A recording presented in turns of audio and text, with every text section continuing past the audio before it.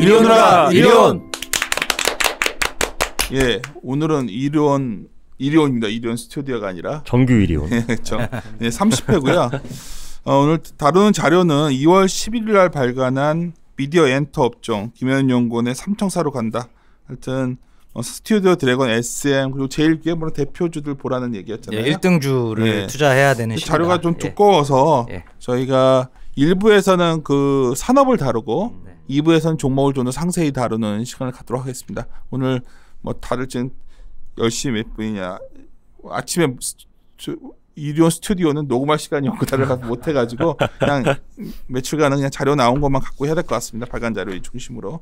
그래서 오늘 삼천사로 간다 시작하기 전에 인사도 안 했네요. 시작했어요. 윤세 윤조입니다. 네, 안녕하십니까. 통신 미디어의 이제 엔터까지 담당하는 김현영입니다. 반갑습니다. 네.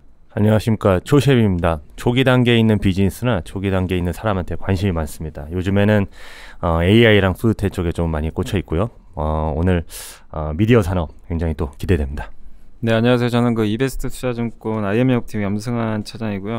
이번 주에도 뭐 댓글들 많이 달렸는데 지난주에 그 저희 그 윤세님께서 사실 직접 방송을 처음 하셨잖아요. 그러니까 본인 이제 그 대부분은 항상 이제 진행을 하셨는데 직접 하셨는데 그 반응이 굉장히 좋았습니다. 직접 리딩해서 뭐 좋았다 이런 얘기도 좀 있었고. 자꾸 방송에서 그런 얘기 좀 하지 말아요. 자꾸 내가 이러니까 꼰대 얘기 듣고 지금 뭐 절대 계절시 얘기도 시켜서 한 것 같은 코멘트. 아니 진짜 절대 아닙니다. 이렇게 했으면 우리 시키지 않았습니다. 진짜로 저 사람 진짜 꼰대구나 한다니까요. 내가 지금 자발적으로 골라오신 거예요. 아니 말끝에서는 자꾸 그러지 마. 진짜 말투는 제가 죄송스러운 게 이게 뭐 이렇게 반말투가 기분 나쁘시다 생각은 들어서 저도 약간씩 조심할게요. 근데 이제 그런 것도 있어요. 저희가 이제 약간 더 편하게 얘기를 해야 내가 이제 공격적으로 이렇게 얘기를 해줘야 이 친구들이 애널리스트들이 사실 말을 자꾸만 조심하려고 하는 성향이 있어서 그렇죠. 그러다 보니까 하는 건데 좀 그렇게 이해해 주셨으면 하는 게 바람입니다. 그거는 어떤 제가 의도한 것도 좀 있어서 평상시에도 맨날 반말만 하지는 않아요. 그리고 그리고 이렇게 꼰대 기들은 박원순 시장 그거 봤더니 보면서 정말 저렇게 하면 안 되겠다 나도 생각은 드는데 현영아 내가 혹시 그런 꼰대 같냐? 아닙니다. 전혀 그런 말처럼 하지 말래요. 그래요? 그래요. 오늘도 자료가 작년에 저희가 뭐 스튜디오 드래곤 하여튼 엔터 미디어를 상당히 무형제 경제 개념에서 강조했었는데 좀 어쩌면 좀 밸류에이션 부담도 좀 있었고 좀 쉬었는데 연초에 좀 조정을 받았죠. 하여튼 보면은 걸그룹도 새로운 게 많이 나오고 많이 나왔습니다. 있지. 거기 좋던데요. 네, 5인조 JYP에서 이제 5인조 아이즈원도 제가 일본에서 대박 난 거. 아이즈원도 지금 중대박 이상 났고요. 이게 아쉬운 게 저희가 이게 다 다룰 수 없으니까 스튜디오 드래곤에 대해서도 계속 저희가 추적해 왔었는데 신영연구원이 방송을 제대로 못했어요. 방송 중에 좀 언급을 했었는데 우리가 스튜디오요? 했죠. 그게 아니라 그 CJ ENM. ENM이요? 아이즈원 때문에 우리 극한직업이라 얘기했었는데. 맞습니다. 극한직업과 아이즈원. 오늘 그리고 광고 회사들도 아마 꼭 오늘 듣기 전에 우리가 얼마 전에 그 이노션 블럭도 돈 것 같더라고. 네네 어제 이제 돌았고요. 그게 이제 그 스틱에서 갖고 있는 이제 장기 물량이 이제 만기되면서 잘 된 거 아니야? 사실은 오버행 이슈 해소죠. 그렇죠. 오버행 이슈 해소. 이노션 방송 한번 들어보시면 거기에 광고 회사들 올해 우리가 보는 이유들, 광고 회사가 어떤 식으로 확장하고 있는지 뭐 이노션 그다음에 그때 제일기획 우리가 했던 얘기들인데 다 좋았어요. 주가들도. 근데 이제 오늘은 이거 다 합쳐서 하는 날이니까 삼총사 한번 들어보도록 할게요. 먼저 산업 얘기부터 좀 해주죠. 알겠습니다. 일단 산업부터 좀 먼저 말씀드리면 일단 그 유인물 이제 1페이지에 보시면 요 PPT를 중심으로 말씀드리겠습니다. 1페이지 보시면 이제 그 지도가 나와 있는데 여기 지도에 있는 기업들 한 16개에서 한 20개 기업 사이를 저희가 12월, 1월 최근까지도 이제 다 돌고 왔습니다. 다 돌고 와서 일단은 4분기 실적 관련된 부분 또 2019년 전망과 가이던스 갔다 왔습니다. 좋아. 식당도 들어가게 해줘. 식당은 못 들어갔고요. 거기 블랙핑크 1층에 보면 카페가 있거든요. 약간 비밀의 문처럼 절벽. 문이 없습니다. 문이 없는데 이렇게 딸깍하고 열면은 그게 문이더라고요. 안에 들어가면은 이제 트와이스 뮤직비디오가 계속 흘러나오고 계속 흘러나오고 커피랑 뭐 이런. 트와이스 못 봤겠네. 당연히 못 봤습니다. 사나 보면 꼭 전해줘요. 아, 네. 예. 지도로 돼 있는데 네. 제가 알기로 저기 김영원 군이 저 부동산 관심 많으셔가지고 네네네. 다른 또 의도를 가지고 이렇게 그런 의도는 없습니다. 일단은 혹시 가실 때마다 아파트를 계신다고. 아니 왜 간도 다 부동산 과열지구만 갔네. 이게 미디어 엔터 기업들이 이런 과열지구에 많다. 저기 한강변 쪽에 좀 생각하시는 트렌드가 있나 봐요. 그러니까 지금 미디어 엔터 쪽 기업들을 보시면 대부분 한강변에 위치를 하고 있다. 그래서 지금 제가 탑픽스로 말씀드리는 세 종목이 이제 용산구의 제일기획, 그 다음에 이제 마포구의 스튜디오 드래곤, 용산구, 그 다음에 이제 강남구의 SM. 이상한데. 뭐 의도는 전혀 없습니다. 그냥 용산구, 마포구, 강남구에 있더라. 그러니까 제가 이제 이 핑크색으로 표시된 부분도 다 갔다 온 기업들이에요. 네, 그래서 갔다 왔다를 이게 말씀드리기 위해서 이 지도를 이제 차용한 거지. 알겠습니다. 그렇습니다. 그래서 지금 요 세 개 기업에 좀 집중을 하셔야 된다. 그래서 이 세 개 기업의 특징이 뭐냐면은 드라마에서 1등, 광고에서 1등, 그 다음에 엔터에서 1등이라는 거죠. 드라마 1등이 스튜디오 드래곤, 네. 광고 1등이 제일기획, 그 다음에 엔터 1등이 SM, 굳이 영화 1등을 따지자면 CJ ENM 이렇게 이제 되는 거고요. CJ ENM까지 영화까지 하면 영화까지 하면 CJ ENM이 되는 거고, 컨텐츠 카테고리별로 봤을 때는 이제 선호도를 말씀드리면은 이제 드라마, 음악, 광고, 영화입니다. 예. 그 컨텐츠의 속성에 기인하는 건데 어찌 됐건 이제 드라마나 음악 쪽 앞에 두 개는 글로벌리 확장이 무한히 일어나는 분야고, 그러면서 마진의 레버리지가 나오는 컨텐츠 카테고리가 이제 드라마랑 음악이고요. 제가 엠넷에서 이번에 그래미 어워즈 봤는데 진짜 K-팝이 이제 장난 아니던데. 맞습니다. 그래서 K-팝이 그래서 엔터가 되게 좋아 보이는데 엔터 굉장히 좋아. 지금 이제 컨텐츠 속성상 이제 드라마 음악이라고 말씀드린 거고, 드라마는 이미 리레이팅은 나온 상태에서 그러니까. 실적이 이제 올라갈 수 있는 포인트를 찾는 거고, 음악 쪽은 아직 레이팅도 올라갈 부분이 있어요. 리레이팅도 가능하고 실적도 고성장을 지속하고, 그리고 고마진 매출인 유튜브 매출이나 해외 음원 쪽 비중이 이제 본격적으로 올라온다라는 겁니다. 그래서 이 어떤 그로스의 폭, 주가의 상승 폭만 보면은 음악 쪽이 더 좋을 수 있습니다. 여기서 음악이란 건 저기 음원 유통사가 아니라 엔터 비즈니스를 말씀을 드리는 거죠. 거고요. 뮤직, 뮤직 비즈니스 총괄해서 말씀드리는데 엔터 비즈니스를 중심으로 이제 말씀을 드릴 거고요. 그래서 각각 1등주에 투자해야 되는 그 산업적인 환경에 대해서 먼저 좀 풀어드리자면, 일단은 이제 그 2페이지와 3페이지에 걸쳐서 주요 상장사별로 컨텐츠 라인업의 모멘텀들을 잠깐 정리한 이것 좀 먼저 해줘. 자료 나 발표할 때 내가 들었는데 어제였으니까. 네네. 엔터는 1분기가 좋고.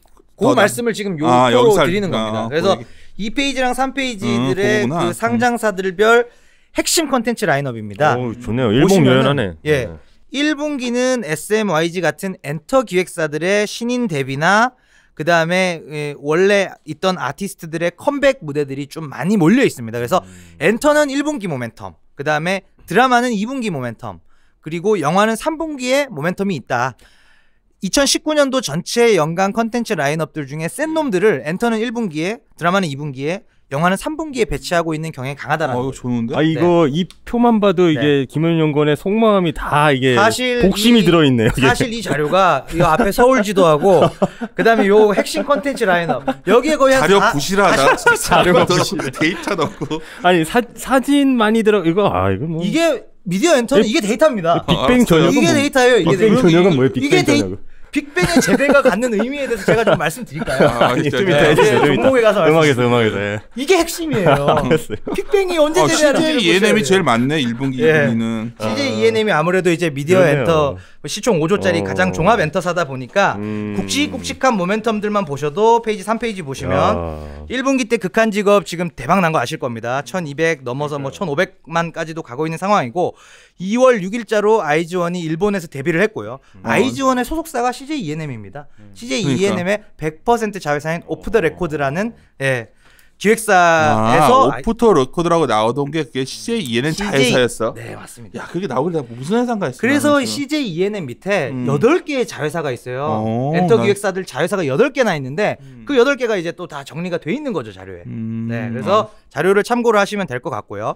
그래서 아이즈원이 지금 일본에서 2월 6일 날 데뷔를 했는데 첫날 판매량이 19만 3천 장. 역대 이게 2위인가 3위인가 그렇습니다. 한국 아티스트 기준으로. 그리고 초동 판매 일주일치 집계치는 아직 나오지도 않았는데 한 28만에서 30만 장. 이것도 거의 역대 2, 3위급. 여자 아이돌 중에서는 조심스럽지만 트와이스보다도 판매량이 많아요. 네. 여자 아이돌 중에서는 한국 아티스트 중 여자 아이돌 중에서는 1위고요. 1위에요. 남돌까지 합해서 봤을 때 3위 정도 된다라는 얘기입니다. 이게 CJ가 그러면 이게 전략을 잘 쓴 건가요? 일본 일본인 멤버가 3명 예. 있습니다. 그러니까 그리고 그게 막강한 거죠. 이게 CJ ENM의 음악 사업부를 이제는 좀 의미 있게 보셔야 되는 이유가 뭐냐면 ENM의 엔터 기획 비즈니스는 기존의 빅3사랑은 시스템이 다릅니다. 기존의 빅3사는 원석을 골라서 만들기 때문에 처음부터 트레이닝 비용이 많이 들어가요. 대신에 데뷔를 해서 대박이 나면은 계약 기간 자체를 일단 기본적으로 한 7년 가까이 길게 끌고 가면서 모니타이제이션을 하는 그런 비즈니스 모델인 반면에 CJ ENM은 원석이 아니라 1차 가공이 된 돌들을 가지고 엠넷이라는 채널 레버리지를 이용해서 그 이슈몰이를 하고 다 가공이 된 상태로 그것도 심지어 이 돌들 중에 어떤 돌을 네가 살지 너희들이 정해라. 그렇죠. 시청자들이 픽한 애들을 기준으로 딱 뽑아서 여기 있습니다. 그리고 사실 이제 3, 4년 정도 세게 클라이막스까지 쫙 뽑아 먹은 다음에 각자의 길을 가세요 이제. 어떻게 보면은 굉장히 스마트한 비즈니스 모델이에요. 스마트하냐? 말하는 톤을 들으면 굉장히 나쁜 놈들 같아. 그렇게 들렸나요? 아유, 원어원도 정말 대박 났잖아요. 초대박이 났죠. 초대박이 났습니다. 원어원의 활동 기간 1년 반 동안 한국 내에서 앨범 판매량이 360만 장이었는데 3위예요. 방탄이 이제 압도적인 1위고요. 600만 장대. 2위가 엑소인데 367만 장. 원어원이 3위인데 361만 장. 거의 뭐 똑같네요. 엑소급인 거죠. 엑소급이지. 이러면 또 엑소급은 아니죠. 이건 냉정하게 얘기해서 판매량만 국내 판매량만 봤을 2018년 때는 엑소보다 원어원이 한 게 훨씬 많죠. 냉정하게. 뭐 이슈 화제성에 그렇죠. 있어서는 사실 원어원의 화제성을 무시할 수가 그럼요. 없죠. 그래서 ENM들의 이런 모멘텀들이 있고 그래서 보시면은 1분기는 엔터, 2분기는 다시 한번 정리드리자면 2분기는 드라마, 3분기는 이제 영화다. 이렇게 정리를 드릴 수가 있고 드라마 쪽부터 그럼 왜 1등주에 투자해야 되느냐에 대해서 산업 상황을 좀 말씀드리면 4페이지 그림에 이제 많은 부분이 설명이 되어 있습니다. 보시면 이게 소위 말하는 회당 제작비 7, 8억 이상, 총 제작비 150억 이상이 들어간 대작 드라마들의 추이입니다. 텐트폴이라는 단어 설명을 좀 해줘요. 텐트폴 단어를 제가 방금 설명드렸습니다. 회당 제작비 7, 8억 이상, 총 제작비 150억 이상. 이게 꼰대구나. 알았어. 그래서 저도 이제 자연스럽게 캐치업을 하시라고 제가 굳이 설명을 하지 않도록. 너 아주 너무 좋아하는데? 텐트폴에 숫자 기준이 있었네요.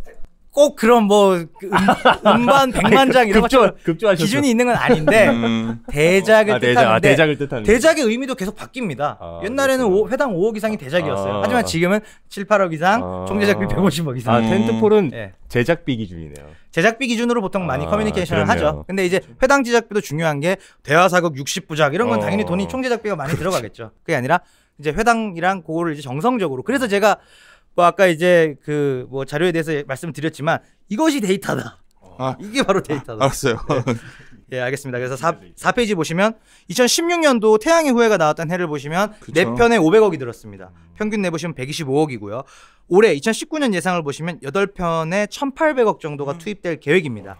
계산해 보시면 230억이 조금 안 됩니다. 그래서 그 드라마 이제 시리즈당 제작비는 거의 2배가 늘었고요. 10억이네요. 네, 거의 그 정도 됩니다. 그러니까 대단하다. 지금까지 최고 기록이 미스터 선샤인 작년에 미스터 선샤인인데 회당 한 14억 정도 썼고요. 구성 내용은 안 물어보겠습니다. 15억 정도 썼습니다. 네.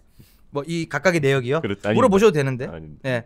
근데 어찌 됐건 요는 뭐냐면 편당 제작비는 거의 2배 가까이 뛰었고 전체 파이 한국의 드라마 시장 파이 자체가 돈이 유입이 되는 거죠. 커지고 있는데 사실은 이 안에서 선택받는 작품은 1년에 2-3편 이내로 굉장히 제한적이다라는 거예요.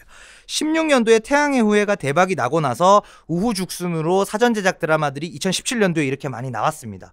6편 정도가 나왔지만 내수뿐만 아니라 해외 쪽에 수출 실적까지 나온 그런 소위 말하는 대박 작품은 아쉽게도 없었죠. 사전 제작 붐이 일면서 했지만 한알령이랑 겹치면서 뭐 도깨비 같은 경우 많이 팔 수는 있었겠으나 많이 못 팔았고요. 그쵸. 그렇게 됐는데 2018년도 작년에 보시면은 넷플릭스라는 큰 손이 등장하면서 다시 판이 바뀝니다. 그래서 이 6편 중에서 미스터 선샤인과 아람브라 궁전의 추억 이 2편 정도만 그 넷플릭스의 동시방영 판권이 판매되면서 소위 말하는 대박 레버리지가 나온 건 2편밖에 안 돼요. 그럼 올해도 지금 계획된 게 8편이고 여기 나와 있지 않은 것도 1-2편 정도 더 해서 맥스 10편 정도의 대작 드라마가 올해 한국 시장에 풀릴 텐데 이 중에 과연 그러면 레버리지 효과 극대화할 수 있는 작품은 결국은 2-3편? 많아야 뭐 3-4편 이 정도라는 거죠. 아이유 나오는 드라마 있어요? 홍자매 차기작으로 호텔 델루나라는 작품이 심장이 뜁니다. 홍자매와 아이유의 확정은 아니고요. 물망에 지금 오른 상태입니다. 제일 좋아하는 라인. 아이유가 물망에 올라 있는 이제 상태이고요. 그래서 이런 드라마들이 사실은 이제 풍성하게 풀릴 텐데 그 말씀하셨던 지금 호텔 델루나 아이유가 물망에 오른 이 드라마도 스튜디오 드래곤 작품이라는 거죠. 그래서 이 8편 중에 일단은 최소 3편에서 4편 정도 40에서 50% 정도를 단일 제작사 스튜디오 드래곤이 만들기 때문에 평균적인 히트 레이쇼를 보면은 2-3개 정도 선택받는 작품 중에 1-2개는 스튜디오 드래곤의 가능성이 굉장히 높고 또는 다일 수도 있죠. 작년에는 2개 중에 2개 다 스튜디오 드래곤 거였고요. 그래서 결국은 이게 결국 캐파 싸움으로 간다. 드라마 산업 자체도 고도화되고 산업화되고 파이가 커지고 자본이 유입되면 유입될수록 결국 캐파 싸움으로 간다는 거예요. 그렇네요. 그래서 캐파가 우리나라 전체 100편 캐파에서 30 내지 35, 30편 플러스 알파를 하는 단일 제작사 30% 이상 MS를 가져가는 스튜디오 드래곤이 이제 뭐 확률 게임에서 훨씬 유리한 고지에 있다라는 거죠. 네. 그래서 1등주를 보셔야 된다는 거고요. 네, 이제 홍자매가 만들었 그게 어떤 의미지? 홍자매 차기작이어서 이게 기대된다고 했는데. 네, 그러니까 그 홍정은 홍정란 자매인데 어떤 드라마였지? 그 작가들이 만든 드라마들이 로코죠. 그 로코 위주인데 이제 자료에 나와 있는데 제가 지금 외우지는 못하고 있는데요. 여기 자료에 다 있습니다. 제가 예전에 다 심장 뛰면서 봤던 드라마. 어떤 건데? 되게 여기 다 있. 감수성 풍부한 사람. 홍자매 작가의 최근 작품이 2013년도 죽은의 태양, SBS였고요. 그 다음에 2015년도에 MBC 맨도롱 또또. 그건 잘 모르겠어요. 그리고 2017년도에 TVN 화유기. 화유기 봤어요. 그래서 지금 보시면 예전 같지 별론데? 예전에 진짜 홍 셰프의 평이 정확합니다. 네. 홍자매가 폼이 많이 떨어졌다라는. 옛날엔 거의 폼이 많이 로코에서 거의 뭐 있었는데? 예전에 나 이름이 안 나네. 그러니까 이게 폼이 많이 떨어졌다는 우리가 알고 있는 대부분의 초히트는 다 홍자매였어요. 그래요? 평이 돌면서 홍자매 입장에서도 이제는 이제 17년 화유기 보여줬고 올해 19년도에 뭔가를 보여줘야 된다.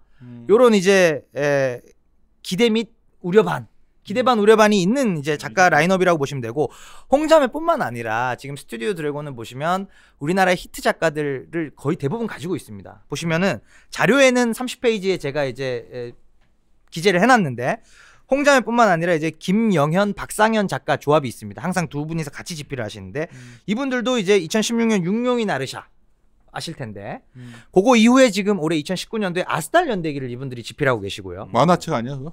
아스달 연대기요? 아니에요? 아스달 연대기는 지금 고조선을 배경으로 장동건, 송중기, 김지원 주연의 너무 올드한데 시즌제로 검토하는 초대작입니다. 이게 400억짜리예요. 작년도에 지금 미스터 선샤인이 400억 넣어서 대박이 났잖아요. 올해 지금 또 400억을 넣는데 이 아스달 연대기가 갖는 의미가 뭐냐면 시즌제로 대작을 검토하고 있다는 겁니다. 혹시 여러분들 왕자의 게임 뭐 이런 것처럼 하려는 거군요. 네. 왕자의 게임이 9년 동안 1조의 제작비 8개의 시즌을 1조의 제작비를 부어서 만들었는데 왕자의 게임 처음 거 재밌었죠. 약간 야하기도 하고 뭐 하여튼 뭐. 근데 이게 시즌제가 갖는 중요한 의미가 뭐냐면 팬덤이 계속적으로 누적이 돼서 올라간다라는 거죠. 시즌 1일 때는 미국인 200만 명이 시청을 했는데 최근에 종료한 시즌 7에서는 1200만 명이 시청을 했다는 겁니다. 거기서 나오는 그 구독료 그리고 약간의 굿즈 판매 여러 가지 상품들을 팔잖아요. 왕자의 게임 정도 되면 그것만으로도 시즌 7 같은 경우에는 제작비의 한 3배를 뽑았어요. 1000억 투자해서 3000억을 번 거죠. 그런 식으로 시즌이 롤오버 되면 팬덤은 확장이 되고 이게 마치 이제 아이돌 비즈니스랑 약간 비슷한 스킴이 드라마에서도 나올 수가 있고 그걸 구조화할 수 있는 유일한 방법이 대작의 시즌제라는 겁니다. 그래서 지금 아스달 연대기에 사실 올해 이제 초미의 관심사가 이제 있는 거고요. 그게 한 6월께 정도로 지금 예상이 되고 있는데 그렇기 때문에 지금 스튜디오 드래곤의 주가가 지금 쉬고는 있으나 4월달 그녀의 사생활이라는 그 로맨틱 코미디물이 있습니다. 누가 주연? 박민영 씨 주연이에요. 좋아. 그래서 제가 말씀드린 거예요. 알았어요. 박민영 주연의 그녀의 사생활. 4월 3일 진짜 재밌게 본 드라마가 네.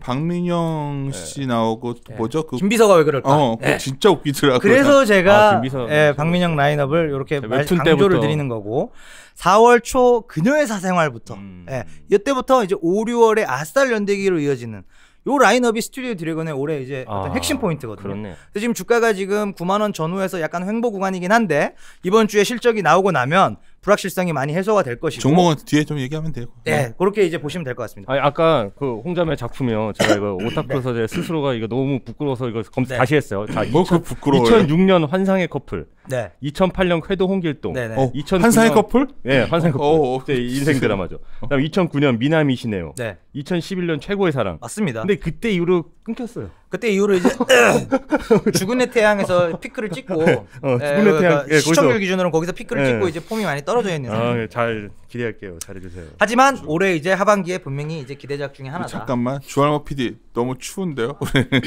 이거 삭제하지 마라. 그냥 얘기하면 되죠. 네, 진행하시죠. 예.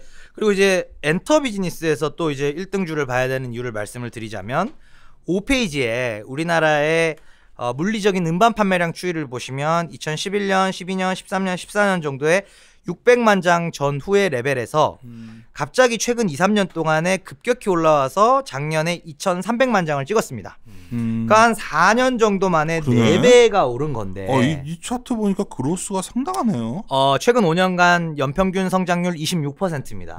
매년 26%씩 이제 성장을 하고 있는 이유가 아이돌 그룹을 중심으로 팬덤이 굉장히 단단해지고 견고해지는 그런 효과들이 있고요. 일례로 방탄소년단 예를 들자면 방탄소년단의 한 3년 전에 나왔던 앨범이 지금도 분기에 몇만 장씩 팔린다는 거예요. 그러니까 이게 대단해요. 스트리밍도 성장은 하지만 한국은 또 음반까지 같이 가는 거예요. 이게 한국만 이유? 그런 건가요? 아니면 다 그런 건가요? 일본도 그래요. 일본도 한국과 일본만 그렇습니다. 사실은. 예. 그래서 안 사봤죠 CD. 저는 사진도 들어있고 별게 막 저희 집에 저기 원어원 똑같은 저기 앨범 3개 있어요. 네네. 그럼 요즘 다 그렇게 나옵니다. 요즘 다 앨범이 다 왜 그런지 설명해 주세요. 왜 그런지. 초회 한정판 이거는 A 타입, B 타입 팬심으로서 줄 수 있는 최고의 선물이기 맞습니다. 때문에 3개씩 삽니다. 네. 그래서 이게 꼭 뭐 더블 카운팅이든 3개씩 사는 거는 이걸 차치하고 보더라도 기본적으로 앨범 판매량 자체가 아이돌 팬덤이 이제 견고해지는 거를 중심으로 판매량이 계속 늘고 있다라는 게 중요한 포인트고요. 이렇게 됐을 때 이제 오른쪽에 보시면은 이제 기획사별 판매량을 보시면 SM은 옛날에 600만 장 우리나라 시장일 때도 200만 장 팔았고요. 우리나라 시장 2,300만 장 됐을 때도 작년 기준 560만 장 정도 팔았습니다. 그러니까 꾸준히 견고하게 이게 뭐냐면은 라인업의 가치거든요. 그렇죠. 엑소라는 최고 매출처가 있기는 하나 SM의 엑소 의존도는 40에서 45% 정도로 비교적 마일드하다고 보시면 되고 빅히트는 방탄이 다고요. JYP는 트와이스가 60% 넘고요.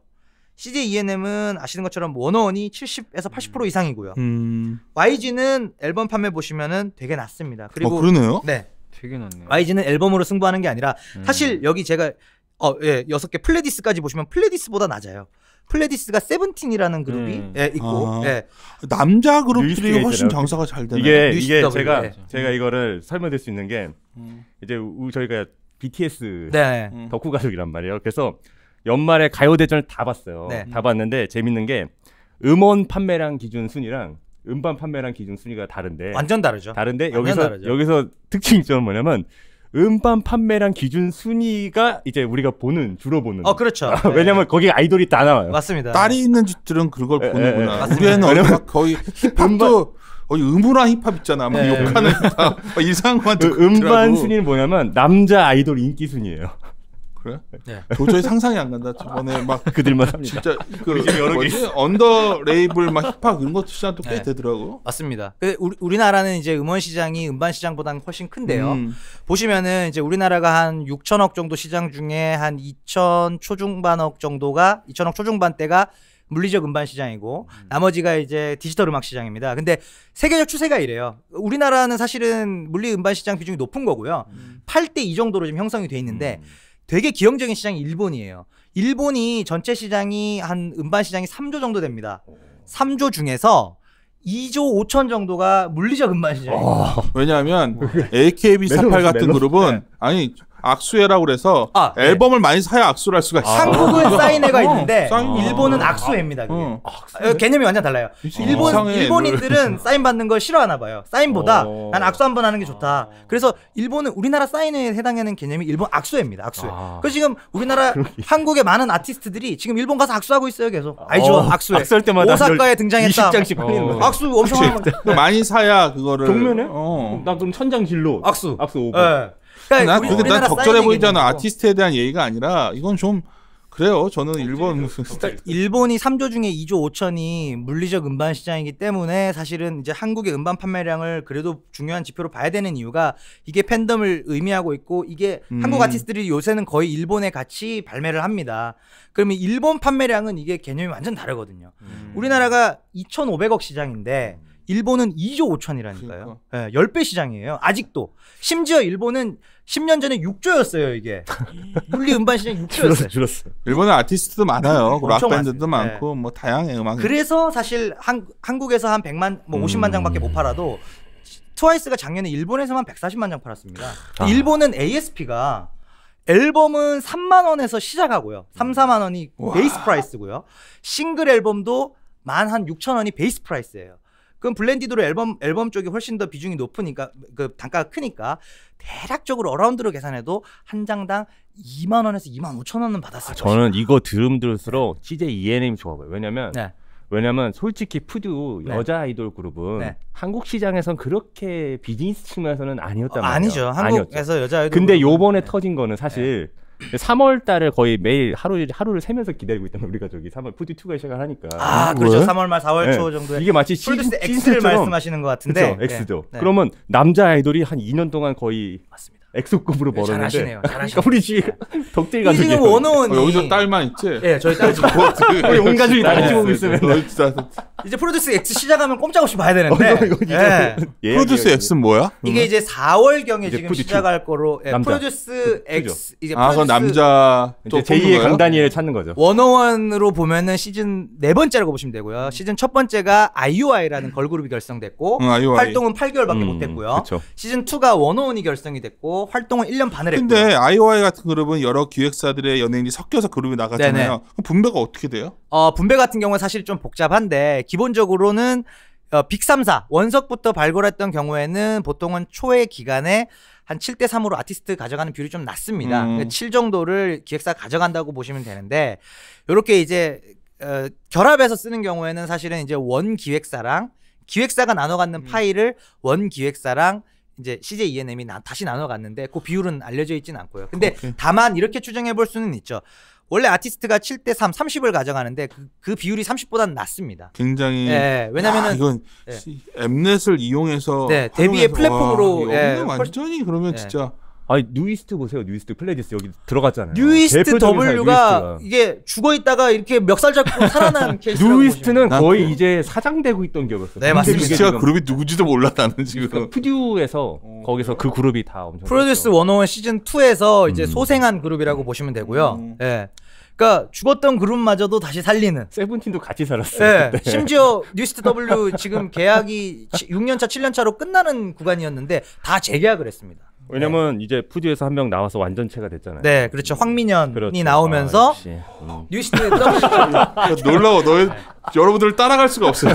딴 세상 얘기를 하고 있는 거. 다시 5인조로 재결합이 되면서 난 트와이스랑 거기밖에 몰라. 국내 앨범 판매도 한 40만 장대가 나오고 비주얼 담당 있습니다. 비주얼 담당. 그래서 사실은 이게 프로듀스 X가 갖는 의미가 굉장히 크거든요. 얘네는 2분기에도 굉장히 모멘텀이 있는 거네요. 있는 거죠. 제가 엠넷 덕질을 한 20년 한 사람으로서 이 모든 프로그램은 시즌 2입니다. 시즌 2. 시즌 2에서 정점을 갑니다. 네, 맞습니다. 그러니까 원어원은 기획 단계에서부터 글로벌을 지향하지 않았어요. 송초가 저러니까 너 불안한 게 갑자기 또 자기 엔터하고 싶다고 또 아니 여기는 그냥 저는 덕질 여기는 덕질인데 그냥 원어원은 기획 단계부터는 사실은 내수용이었어요. 글로벌을 아예 애초에 목전에 박아놓고 키운 그룹은 아니거든요. 근데 이번에 프로듀스 X는 뭐냐면 글로벌향 남자 아이돌을 만들겠다라는 거예요. 그렇게 되면은 이게 임팩트가 또 일본의 남자들이 들어올 수 있나요? 그러면? 그건 아니죠. 일본인들이요.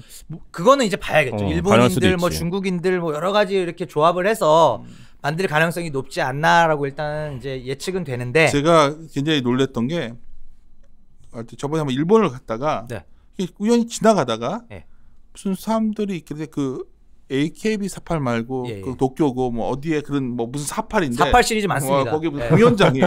뭐 46도 있고요. 46도 있어요. 내가 처음 들었는데 저 뭐지 하고 보는데 나처럼 생긴 아저씨들까지 거기 있더라고. 네, 48 시리즈. 그래서 내가 오사카 48, 뭐 나고야 48. 아무 도시 이름이나 되고 48 하시면 돼요. 가고시마 48. 뭐. 그러니까 일본처럼 우리도 그러니까 일본 시장이 큰 것 같아서 일본이 껴야 성공하는 것 같아. 트와이스도 그랬고. 그렇죠. 이게 어쩔 수 없는 거예요. 이게 물리 음반시장 일단 10배라고 제가 말씀드렸어요. 그러니까 10분의 1만 히트를 해도 이게 지금 가장 좋은 일례가 동방신기인데요.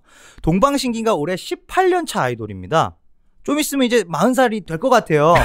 근데 18년 차 아이돌인데 지금 계약 기간이 벌써 2번은 롤오버가 됐겠죠. 평균 7년으로 본다면. 근데 5명 체제일 때보다 지금 2명일 때 인기 훨씬 많고요. 그러면 NH 홍백전 뭐에 나와? 네, 군대 갔다 온 이유가 훨씬 많은데 왜 우리나라에서 약간 폼이 떨어진 것처럼 보이는데 일본에서 지금 장난이 아니에요. 아니 배용준이 아직까지 통하는데 정말 놀랍잖아요. 일본은 한 번 팬이면 영원한 팬인 이게 굉장히 지속이 되고 일본은 지금 물리음반 시장 2.5조 포함해서 앨범 시장이 3조인데 콘서트 시장이 또 3조가 있어요. 이게 엄청 근데 크더라고요. 작년도 2018년도 콘서트 시장에서 일본인 아티스트, 그러니까 내 외국인 구분 없이 모객수 1위가 동방신기입니다. 토신기. 아직도. 토신키가 1위예요. 일본의 비즈라는 그 밴드. 난 락 밴드. 나 일본 락 좋아하니까. 비즈가 사실은 모객수가 엄청나요. 그래요? 거기가 부동의 1위고 비즈가 일본인 그 밴드 중에서 누적 통산 음반 판매량 8천만 장. 일본인 아티스트 중에 가장 선망받는 그 비즈라는 그룹이 있는데 비즈를 이겼다는 거죠. 비즈를 이겼어요? 128만 명 모객 토신기가 1등이라니까요. 너무 당황스러워. 비즈가 2등이에요. 예. 네. 그 정도로 그 아까 제가 빅뱅 전역 왜 중요하다고 물어보셨는데 빅뱅이 군대 가기 전에 2015년 16년도 때 요즘에 관심이 없어. 15년 16년도 때 일본에서 모객수 1위 했어요. 일본에서 장난 아니에요. 빅뱅 공연 되게 멋있게 해요. 제2의 1위라니까요. 그럼 뭐 거의 동방신기급이네요. 생각해봐요. 일본의 대표적인 그룹이 아라시라고 있어요. 아라시. 보고 있으면 애들이 너무 왜소해. 우리 남자들은 좀 한국 빅뱅 생각하니까 빅뱅은 왜소하구나. 근데 하여튼 동방신기나 동방신기나 보면은 깔끔하게 그렇죠. 일본은 굉장히 오랫동안 가는 것 같아요. 팬들이. 그 스맵이라고 비스트란 프로 있는데 저는 정말 나도 일본 좋아하잖아요. 제가 일본 여행도 많이 다녔었고 일본 음악도 좋아하고 했지만 참 일본은 오래 가더라고요. 오래 갑니다. 정말 전에도 한번 나 일본에 그래 1년에 한 번 정도 가니까 전에 또 갔을 때 서점 기토쿠니야를 갔는데 그 말하니까 그 사진집 있잖아요. 사진집 가격이 뭐 엄청납니다. 그러니까 아무것도 아니야. 뭐 야한 사진집도 아니고 그냥 예쁘게 옷 입고 찍었어. AKB48 멤버를 했는데 막 엄청 비싸. 막 우리나라 막 5, 6만 원. 그 일본은 그 물리음반 음반 시장에서 되게 특이한 구조가 싱글 앨범, 디지털 앨범이 있는데 DVD 블루레이를 많이 팔아요. 근데 이 싱글은 2만 원이라고 말씀드렸고 이제 앨범은 3, 4만 원이라고 말씀드렸는데 이 DVD는 7만 원에서 15만 원이에요. 15만 원? 네, 보통 콘서트 실황을 그 영상에 담아서 줘요. 동방신기나 빅뱅, 트와이스 정도가 DVD 앨범을 몇만 매 이상 파는 애들인데 보시면은 이제 뭐 베스트 앨범은 10만 장 그 일본 레코드협회 인증받은 DVD 앨범도 있어요. 10만 장씩 10만 원 곱해 보시면 100억이에요, 그게. 네. 악수에 100억이면 우리나라에서 앨범 100만 장 팔아야 됩니다. 악수에서 악수 한번 하려면 블루레이 한 10장은 사야 될 것 같아요. 150만 원짜리. 그러니까 동방신기가 콘서트 돌면서 돈 쭉 벌잖아요. 그거 그냥 따라다니면서 녹음해 가지고 DVD 앨범 하나 만들어서 뿌리면 보통 8만 장에서 10만 장씩 나갑니다. 그러면은 그것만 팔아도 한국에서 싱글 앨범 100만 장 판 효과가 있는 거예요. 예를 들어서 지금 설명을 드리는 거예요. 우리가 지금 말하고 있지만 들으시는 분들이 우리도 다 알아 이러실 거예요. 근데 이게 정말 숫자로 언제쯤 이런 음반 회사들이 좋아질 것 같아요. 확실히. SM이나 이런 회사들이요. 그러니까 이미 숫자가 안 좋잖아. 그렇게 아주 좋진 않잖아. SM은 좋죠. SM만 500억. 실제 ENM 같은 데는 좀 ENM은 아직은 180억, 170억 그러니까 적더라고 내가 숫자 봤더니. ENM은 사실은 음악 이런 연예기획 비즈니스는 이제 막 시작한 단계예요. 그러니까 그걸 감안하셔야 될 것 같아. 그래서 일단은 이제 숫자로 본다면은 여전히 물론 이제 지금 뭐 방탄소년단 비롯해서 뭐 글로벌 얘기를 하고는 있으나 아직도 바로 옆 나라 일본에서만 보더라도 먹을 게 너무 많다라는 거예요. 네. 그래서 한일 뭐 동시 앨범 발매나 이런 것들, 그다음에 투어 같은 경우에는 사실 일본 쪽을 훨씬 더 좀 많이 돌거든요. 돈이 되니까 객단가가 거기는 10만 원부터 시작해요. 그렇죠. 근데 정말 중요한 본론 하나 얘기하죠. 사실 모닝 어제 발표하실 때 가장 제가 귀에 쏙 들어왔던 거는 네. 이 표현이었어요. 작년에 드라마가 넷플릭스라는 모멘텀이 생기면서 네. 재평가됐듯이 네. 이번에는 유튜브라는 네. 모멘텀이 생겼기 때문에 네. 재평가됐거든요. 그 얘기 좀 해주지. 그 얘기를 이제 말씀드리면은 드라마가 스튜디오 드래곤의 상장과 더불어서 리레이팅이 나왔던 이유는 넷플릭스 때문입니다. 넷플릭스 매출이 갖는 중요한 의미는 뭐냐면 드라마 제작업 자체는 기본적으로 방송사의 제작비 보전, 그 다음에 PPL, 그리고 국내 판권 유통 요것만 가지고는 미드 싱글 이상의 마진을 가져가기 힘든 비즈니스예요. 굉장히 터프한 비즈니스입니다. 근데 마진이 15% 20%씩 나올 수 있는 이유는 뭐냐면은 원가 반영이 다 끝나 있는 드라마를 비싼 가격에 그러네요. 수출하기 때문입니다. 그렇네요. 네.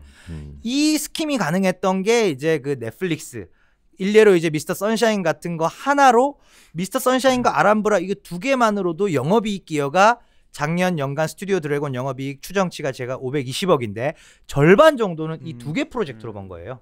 네. 그러니까 그 정도로 그러니까 원래는 그렇게 보면은 그 두 개가 없으면 그런 두 개 그러니까 선샤인이나 아람브라의 그 어떤 퀄리티를 못 내는 일반적인 제작사는 260억 버는 거죠. 28편 제작에서. 근데 30편을 제작해서 520억이 된 거죠. 거기서 레버리지가 나오는 겁니다. 그거에 대해서 펄을 30배 이상 줄 수 있었던 거고. 그렇네요. 이게 지금 연예기획사에도 똑같이 적용된다는 거예요.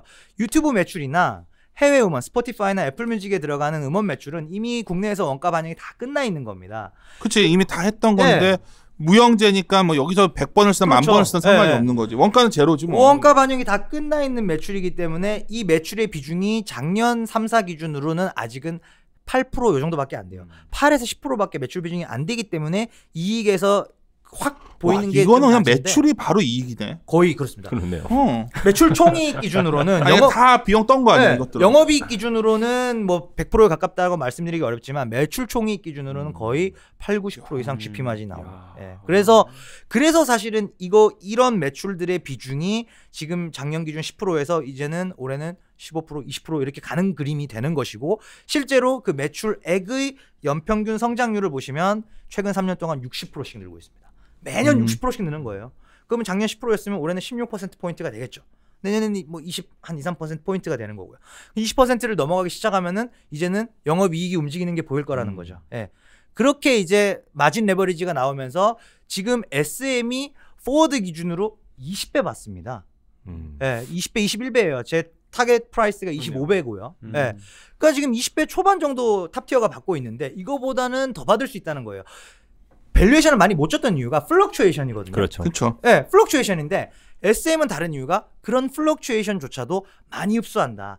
빅히트, JYP, 뭐 CJ ENM 이런 회사들은 단일 아티스트 의존도가 너무 높고 막상 JYP 생각해 보시면 만약에 트와이스가 안 되면 폼이 떨어지면 이렇게 되는데 SM은 엑소가 이제 페이드 아웃이 만약에 조금씩 되더라도 그 와중에 동방신기 올라오고 일본에도 네. 있잖아요. 그다음에 샤이니 군대 가는 건 슈퍼주니어가 지금 제대하거든요. 아, 제대해요? 제대하죠. 입고 있어. 샤이니 군대 갈 때 슈퍼주니어 제대하고. 예. 그게 롤오버가 계속 된다는 거예요. 그러면서 소녀시대가 10년 차 넘어가면서 이제 폼 떨어지고 물론 이제 태연은 싱글 솔로 활동 열심히 하지만 소녀시대가 약간 이제 떨어질 만하니까 레드벨벳이 올라오고. 예, 레드벨벳 글로벌 투어 벌써 시작했고. 이런 식으로 한 명 떨어질 때 한 명 올라오고 그러면서 이게 계속 스테이블하게 그로스가 나올 수 있다. 엔터 비즈니스도. 와, SM이 들어보니까 SM이 지난 10년 동안 구축한 비즈니스 모델을 푸디로 2년 만에 카피가 됐네요. ENM이요? 네, 그래서 ENM은 사실은 그래서 대신에 이제 수익 배분 비율은 조금 떨어지죠. 그렇죠. 히트 레이쇼가 높은 대신에 수익 배분 비율은 들어보니까 ENM보다 SM이 좋겠어. 파이프라인의 들어보니까 파이프라인의 아이비로면 딜 소싱이 딜 인벤토리가 많이 쌓여 있단 말이야. 딜 인벤토리가. 그러니까 딜 인벤토리 그렇네요. 들어보니까 뭐 아이비랑 비슷한데요? 토신키 18년 차. 그리고 한국인 근데 너무 노화된 거 아니에요? 그러니까 솔직히. 그러니까 이게 밸류를 더 주려면 신인 그룹에 또 이게 뒷받침이 딱 돼야 될 것 같은데. 남자는 오래 가나요? 18년 차. 그리고 이게 왜 그러냐면 한국인 아티스트로서 일본에서 누적 앨범 판매를 제일 많이 판 아티스트가 보아였어요. 최근 1, 2년 전 보아가 일본에서만 800만 장 팔았습니다. 네. 보아는 일본에서 엄청난 어마어마한 인기였어요. 그러니까 이미 SM이라는 엔터 기획사는 보아 때부터 2003년 이때부터 일본에서 인지도를 쭉 하다가 동방신기 2005년에 이미 일본에서 2005년에 데뷔했습니다. 14년 차 일본에서만 쫙 이게 애드업이 되면서 이제 이런 것들을 바탕으로 이제 엑소도 좀 자리를 잡을 것이고 샤이니는 이미 일본에서는 꽤 자리를 잡았고 이런 식으로 이제 롤오버가 된다는 거죠. 그리고 이미 자사 아티스트들이 많이 가 있으니까 레드벨벳이 일본에서 아레나 투어가 되는 거예요. 예. 그러니까 이게 사실은 이게 선순환 구조로 기본적으로 이 변동성이 워낙에 큰 비즈니스였던 이유는 아티스트 한둘에 의존하고 있기 때문에 그런 거예요. 그 가령 이제 우리나라 앨범 판매량이 작년에 2,300만 장이고 YOY로 40%가 올랐는데 당장 네, 들을 거 나니까 이거야. CJ ENM은 뭐 그래서 뭐 이번에 뭐죠? 그 아이즈원 다 결국 다시 돌아가 버리는데 네.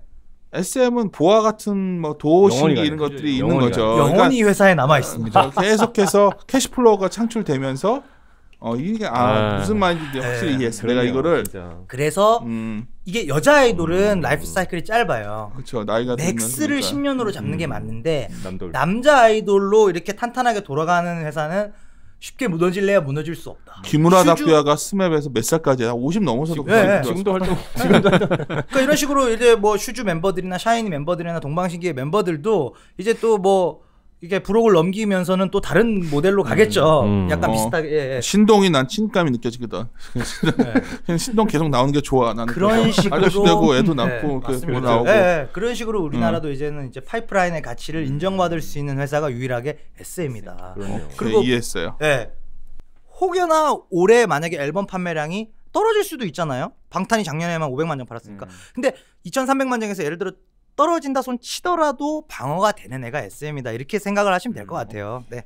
그리고 이제 영화 쪽은 짧게 말씀드릴게요. 영화 쪽은 뭐 크게 모멘텀은 없는데 작년 같은 경우에 관객이 1.7% 빠지고 티켓 가격이 5% 오르면서 다행스럽게도 3.3%의 성장이 나왔습니다. 작년까지 매출액 기준으로 성장을 했는데 문제는 이제 관객은 조금 떨어졌고요. 근데 올해는 어떻게 됐냐면 작년에는 티켓 가격을 올렸잖아요. 1,000원씩.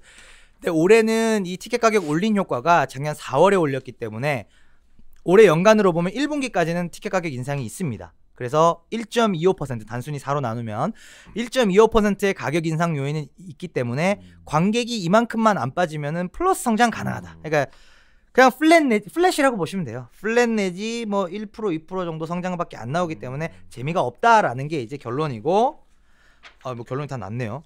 결론이고 사실은 이제 배급사들 간의 경쟁은 아시겠지만은 옛날 빅4 체제일 때 좋았던 거고 지금은 워너브라더스 그다음에 20세기 폭스 메가박스라는 세 명의 기존 플레이어들 입장에서는 불청객이 들어오면서 판이 굉장히 나는 영화 쪽은 그런 것 같아요. 극한 직업이 대박이 나니까 마치 한국 영화가 최근에 좋은 줄 아는데 내가 봤을 때 죽순 작품들이 훨씬 많은 것 같아요. 훨씬 많아요. 그동안 영화사들 썼죠. 거의 훨씬 많아. 다 죽었죠. 대표 안시성 어디서 만들었죠? 뉴입니다. 어우 최악이었어. 안시성은 이제 본전은 했고요. 본전했어요. 창궐이 망했죠. 창궐이 많이 망했고 안시성은 그래도 본전했습니다. 보면서 500만 정도 너무 대작 영화들이 다 죽을 수 없기 때문에 그래서 사실은 이제 영화 배급사나 투자사들은 그나마 보실 때 어떻게 보셔야 되냐면 제작비를 그래도 줄이고 있느냐. 보통 이제 올해 ENM이나 뉴 같은 제작사들이 다 편수도 줄이고 편당 제작비도 줄입니다. 그래서 돈이라도 덜 쓰자. 돈 덜 쓴 상태에서 지금 극한직업 대박이 난 거예요. 그래서 괜찮다라는 것이고 또 해외 쪽에 대한 프로젝트 익스포저가 있느냐 나오는 회사는 사실 ENM밖에 없죠. ENM은 지금 터키 시장에서 배급 점유율 1위입니다. 1분기 기준 30% 터키 영화의 30%를 CJ ENM이 투자 배급하고 있습니다. 그거 하나. 그리고 또 인도에서 6월 달에 국제시장 리메이크 작품인 바랏이라는 영화가 6월 5일로 지금 개봉일을 박아놓고 있습니다. 그러니까 이런 해외 프로젝트들이 꾸준히 애드업이 돼서 국내에서는 돈 덜 쓰고 효율적인 라인업으로 비상 해주고 그러면서 해외 쪽은 비즈니스 리스크는 없어요. 그러니까 없다라는 표현은 그렇지만 마진율 자체는 적자 흑자를 오가는 비즈니스는 아니에요.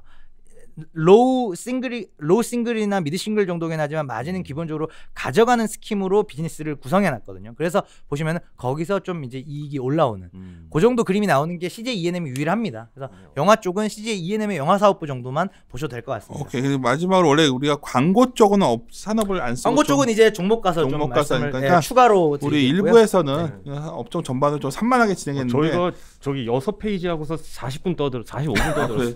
그럼 종목을 좀 짧게 하겠습니다. 아니 그게 종목을 아주 그럼 2부에서 종목을 우리가 다 하진 않고 우리 15 종목을 커버했나요? 15종목 다는 못 하고요. 커버는 15 종목인데 골라서 하는데 좀 얘기를 하면서 많이 추려서 길 수밖에 없는 게 김호영 군이 이번에 100페이지짜리 자료를 쓴 거라 이게 어쩔 수 없이 길어질 수밖에 없어요. 자료를 한번 꼭 보셨으면 합니다. 그래서 쉬었다가 2부에 다시 인사드리도록 하겠습니다.